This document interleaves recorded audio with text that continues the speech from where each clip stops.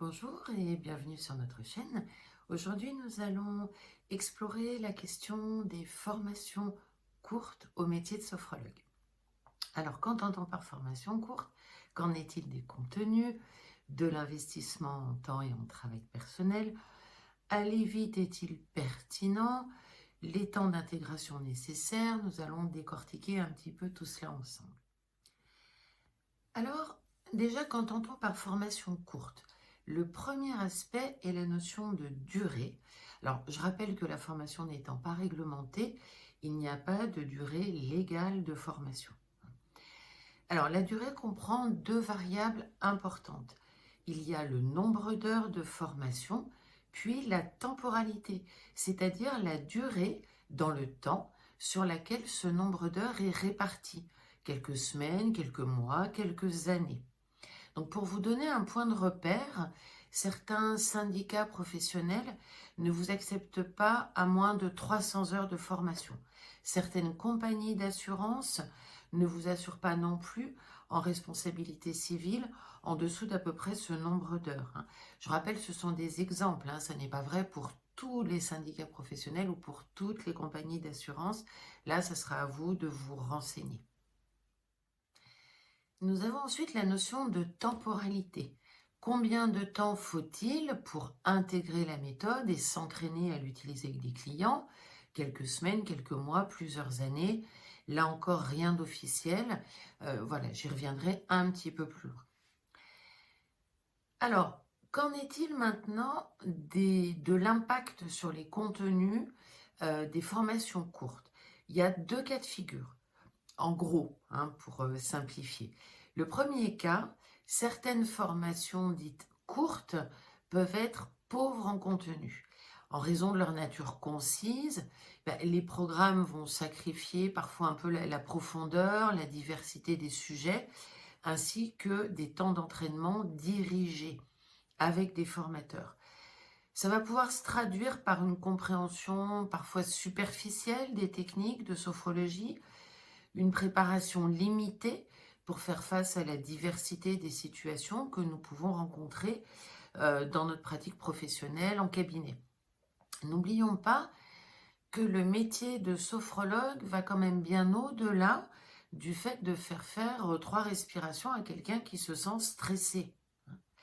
Nous pouvons recevoir des personnes en grande souffrance et à mon sens, il est vraiment impératif d'être préparé à ça pour nous sentir utiles, légitimes, à l'aise, mais aussi par déontologie.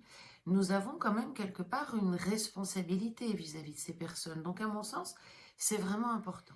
Vous avez également un deuxième cas, celui des formations courtes, avec un nombre d'heures pour autant correct, des programmes intéressants, mais qui vont se dérouler sur une temporalité courte, quelques mois, voire parfois moins. Donc là, il ne s'agit pas du nombre d'heures, mais de la temporalité.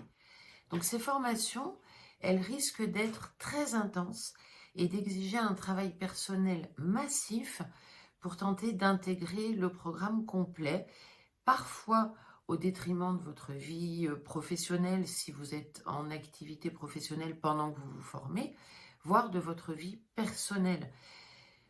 Donc c'est à prendre en compte parce que vous risquez de manquer d'entraînement, de ne pas avoir réellement assimilé ou de vous épuiser.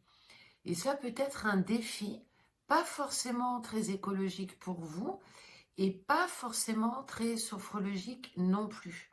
Par rapport à cette notion de temporalité, pour moi, il est crucial de comprendre que la sophrologie ne se limite pas à une simple répétition mécanique d'exercice, même si la notion de répétition est essentielle. C'est la loi en sophrologie que nous appelons la répétition viventielle. Effectivement, c'est important. Mais la sophrologie, ça demande une approche nuancée qui va respecter le temps nécessaire au corps et au cerveau pour assimiler pleinement les pratiques. Apprendre la sophrologie, ça peut être une danse subtile avec le temps. Une pratique régulière crée des changements profonds, mais qui évoluent progressivement au fil du temps.